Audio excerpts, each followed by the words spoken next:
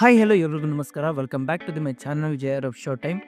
Most expectation ಇಟ್ಕೊಂಡಿರುವಂತಹ cinema Coolie cinema ಬಿಡುಗಡೆಯಾಗಿ first day first show cinema public review ತಗೊಂಡಾದ್ಮೇಲೆ ಹಿಂದೆನೆ ಟಿಕೆಟ್ ಬುಕ್ ಮಾಡಿ ಸಿನಿಮಾ ಹೋಗಿ ನೋಡಿ ಬಂದಾಯ್ತು. ಸಿನಿಮಾ ಹೇಗಿದೆ ಅಂತ ಮಾತಾಡೋಣ. So let's get start.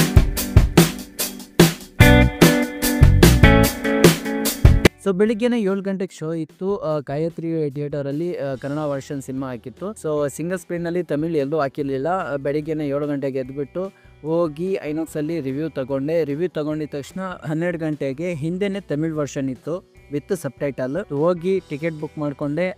House full ಆಗ್ತಾ ಇತ್ತು. ಒಂದೇ ಒಂದು ಸೀಟ್ ಏನೋ ಮಿಕ್ಕಿತ್ತು. ಸೀಟ್ ಹೋಗಿ ಬುಕ್ ಮಾಡ್ಕೊಂಡಿದ್ದ ತಕ್ಷಣ ಫುಲ್ಲು ಹೌಸ್ಫುಲ್ ಅಂತ ಅಂದರೆ ಫುಲ್ ಜನ ತುಂಬಿದ್ರು ಗಳಿಕೆರೆ.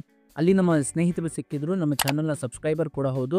ಅವ್ರ ಜೊತೆ ಹೋಗಿ ಜೊತೆಲಿ ಕೂತ್ಕೊಂಡು ಸಿನಿಮಾನ ನೋಡಿದೆ. ಸೊ ಬೆಳಿಗ್ಗೆನೆ ಫುಲ್ ಕ್ಯೂ ಇತ್ತು. ಆ ಕ್ಯೂನಲ್ಲಿ ಆ ಜನಗಳ ಮಧ್ಯೆ ಹೋಗಿ ಸಿನಿಮಾನ ಕ್ರೇಜಲ್ಲಿ ನೋಡಿ ಬಂದೆ. ಸೊ ಸಿನಿಮಾದ ಸ್ಟೋರಿ ಕಡೆ ಬಂದ್ರೆ, ವಿಶಾಖಪಟ್ಟಣದಲ್ಲಿ ಸೈಮನ್ ಮತ್ತು ದಯಾಳ್ ಅಂದ್ರೆ ಸೈಮನ್ ನಾಗಾರ್ಜುನ ಅವರು ಮತ್ತೆ ದಯಾಳ್ ಸೋಬಿನ್ ಸಾಹಿರ್ ಅವರು ಗೋಲ್ಡ್ ವಾಚಸ್ ನ ಸ್ಮಗ್ಲಿಂಗ್ ಮಾಡ್ತಾ ಇರ್ತಾರೆ. ಸೈಮನ್ ಮಗ ಅರ್ಜುನ್ ಕಸ್ಟಮ್ ಅಧಿಕಾರಿ ಆಗಿರ್ತಾನೆ. ಚೆನ್ನೈನಲ್ಲಿ ದೇವಾ ಅಂದ್ರೆ ರಜನಿ ಅವರ ಎಂಟ್ರಿ ಆಗುತ್ತೆ.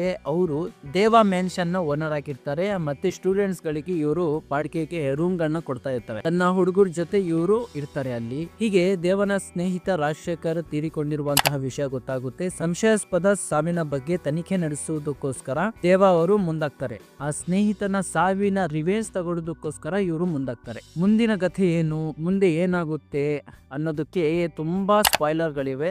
ಅದೆಲ್ಲ ಗೊತ್ತಾಗ್ಬೇಕು ಅಂತ ಅಂದ್ರೆ ನೀವು ಸಿನಿಮಾನ ಥಿಯೇಟರ್ ಅಲ್ಲೇ ನೋಡ್ಬೇಕು. ಇದಾಗಿತ್ತು ಈ ಸಿನಿಮಾದ story pure non linear editing ಶೈಲಿನ ಹೊಂದಿರುವುದರಿಂದ ಪ್ರೇಕ್ಷಕರಿಗೆ ಒಂದ್ ಸ್ವಲ್ಪ ಎಲ್ಲೋ ಒಂದ್ ಕಡೆ ಸಿನಿಮಾನ ಅರ್ಥ ಮಾಡ್ಕೊಳ್ಳೋದಕ್ಕೋಸ್ಕರ ಒಂದ್ ಸ್ವಲ್ಪ ಕಷ್ಟ ಆಗ್ಬಹುದು. ಇದೇ ಸಿನಿಮಾದ ನಿರ್ದೇಶಕರು ಲೋಕೇಶ್ ಕನಗರಾಜ್ ಅವರು ತನ್ನದೇ ಆಗಿರುವಂತಹ ಒಂದು ಯೂನಿವರ್ಸ್ ನ ಕಟ್ಟಿದ್ದಾರೆ.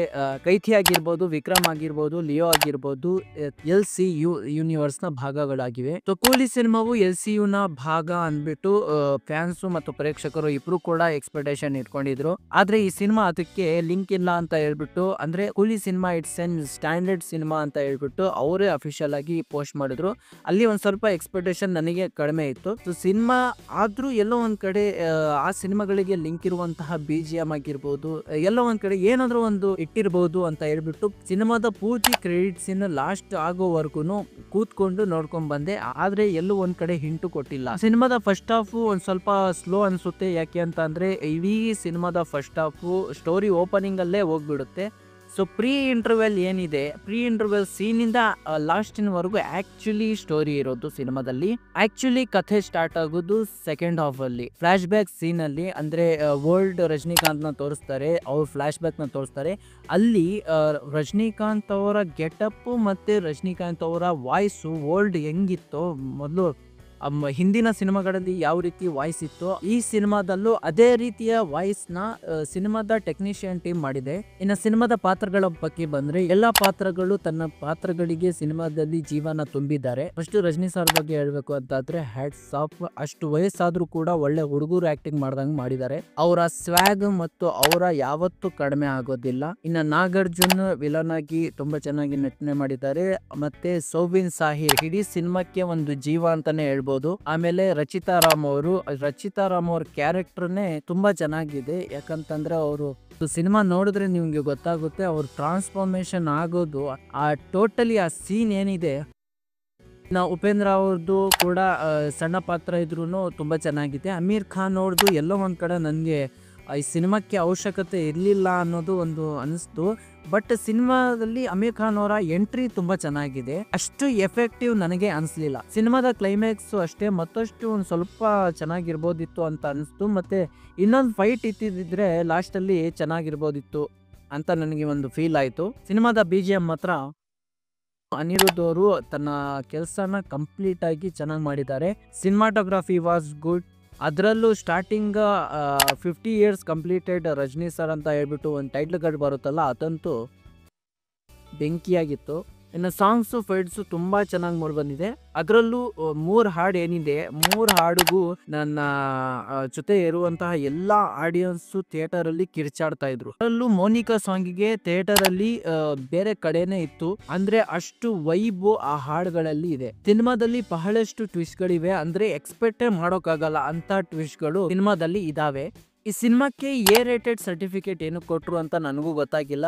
ಯಾವುದೇ ಅಶ್ಲೀಲತೆ ಇರ್ಬೋದು, ಯಾವುದೇ ಬೈಗುಳ ಇರ್ಬೋದು, ಏನೂ ಇರಲಿಲ್ಲ ಸಿನಿಮಾದಲ್ಲಿ.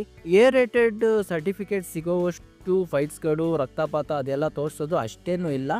ಬಟ್ ರೇಟೆಡ್ ಏನಕ್ಕೋಸ್ಕರ ಕೊಟ್ಟರು ಅಂತ ನನಗೂ ಗೊತ್ತಾಗಿಲ್ಲ. ಸೊ ಫೈನಲಿ ಸಿನಿಮಾ ನೋಡ್ಬೇಕಾ ಬೇಡವಾ ಅನ್ನೋ ಒಂದು ಪ್ರಶ್ನೆಗೆ ರಜನಿ ಫ್ಯಾನ್ಸ್ ಖಂಡಿತವಾಗಿ ಸಿನಿಮಾನ ಹೋಗಿ ಥಿಯೇಟರಲ್ಲೇ ನೋಡಿ ಸೆಲೆಬ್ರೇಷನ್ ಮಾಡಿ. ಏನಕ್ಕೋಸ್ಕರ ಅಂತ ಅಂದರೆ ಒಂದು ಒಳ್ಳೆಯ ಫ್ಯಾನ್ಸ್ ಸರ್ವಿಸ್ ಅಂತ ಹೇಳ್ಬೋದು.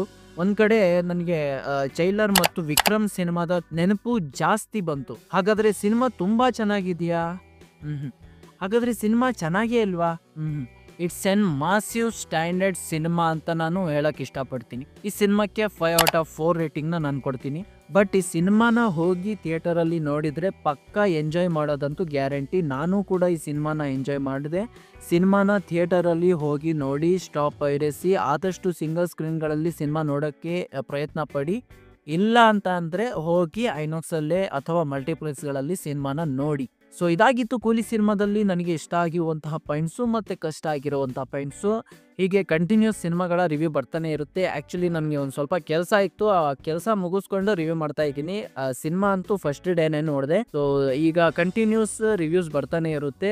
ಚಾನಲ್ನ ಸಬ್ಸ್ಕ್ರೈಬ್ ಮಾಡ್ಕೊಳ್ಳಿ. ಈ ವಿಡಿಯೋ ಇಷ್ಟ ಆದರೆ ಲೈಕ್ ಮಾಡಿ, ಶೇರ್ ಮಾಡಿ, ಕಮೆಂಟ್ ಮಾಡಿ. ವಾರ್ 2 ಸಿನಿಮಾದ ರಿವ್ಯೂ ಕೂಡ ಬರುತ್ತೆ. ಚಾನಲ್ನ ಸಬ್ಸ್ಕ್ರೈಬ್ ಮಾಡ್ಕೊಂಡಿರಿ. ಸೊ ಬೇರೆ ವಿಡಿಯೋ ಜೊತೆ ಮತ್ತೆ ಹಾಜರಾಗ್ತೀನಿ. ಅಲ್ಲಿವರೆಗೂ ಬಾಯ್.